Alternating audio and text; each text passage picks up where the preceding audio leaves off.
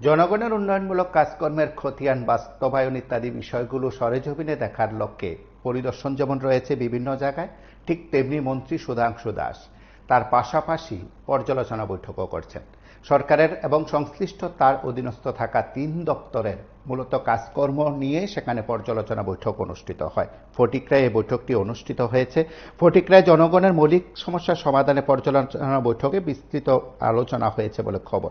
নিজ বিধানসভার এলাকার জনগণের সমস্যার সমাধানকল্পে বিভিন্ন দপ্তরের প্রতিনিধিদের উপস্থিতিতে এবং সংশ্লিষ্ট মহকুমা প্রশাসনের আধিকারিকদের উপস্থিতিতে এই পর্যালোচনা বৈঠক। এই পর্যালোচনা বৈঠক থেকে অবশ্যই নাগরিকদের যে বিষয়গুলো সেগুলো যেমন গুরুত্ব সহকারে আলোচনা করা হয়েছে, ঠিক তেমনি নাগরিকদের কাছে সমস্ত দপ্তরের সুযোগ সুবিধা পৌঁছে দেওয়ার ক্ষেত্রেও গুরুত্ব দেওয়া হয়েছে। এই বৈঠক থেকে অবশ্যই এই সময়ের মধ্যে মন্ত্রী সুধাংশু দাস তার বার্তা যেমন দিয়েছেন, ঠিক তেমনি বিভিন্ন দপ্তরগুলোর সমন্বয়ে কাজকর্মকে ত্বরান্বিত করা, জনগণের জন্য যে সরকারের দৃষ্টিভঙ্গি রয়েছে কাজকর্মের মাধ্যমে, উন্নয়নের মাধ্যমে তার সঠিক বাস্তবায়ন হচ্ছে কিনা তাও মূলত এই বৈঠকে পর্যালোচনার মাধ্যমে সেখানে খতিয়ে দেখা হচ্ছে।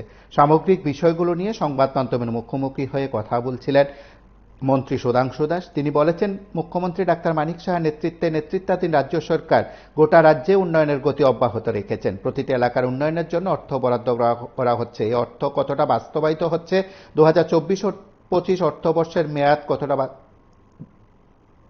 2024-25 অর্থবর্ষের বরাদ্দকৃত টাকা কতটা বাস্তবায়িত হয়েছে, চলতি অর্থবছরের বাজেট বরাদ্দ যেন দ্রুততার সঙ্গে 100% বাস্তবায়িত হয়, এই বৈঠকে তিনি গুরুত্ব আরোপ করেছেন। আমরা তার বক্তব্যের অংশবিশেষ শুনব। ডিপার্টমেন্ট আজকে ফটিকরায় বিধানসভার সমস্ত গ্রাম পঞ্চায়েতের অধীন PWD department, DWS department, RD department এবং আমাদের পাওয়ার ডিপার্টমেন্ট তার অনগোয়িং যে কাজগুলি চলছে বা রাস্তাঘাটের সমস্যা, পানীয় জলের ইস্যু, ইলেকট্রিসিটির সাপ্লাই নিয়ে ইস্যু, এই সমস্ত বিষয়ের উপর আমরা একটা পর্যালোচনা বৈঠক করছি। আজকের এই পর্যালোচনা বৈঠকে আমার সাথে জেলা সভাধিপতি, আমাদের ডিএম অ্যাডমিনিস্ট্রেশন এবং সমস্ত ইঞ্জিনিয়ারিং ডিপার্টমেন্টের যারা আধিকারিক রয়েছে জেলা স্তরে, মহকুমা স্তরে সবাইকে নিয়ে আমরা বৈঠকে অংশগ্রহণ করছি।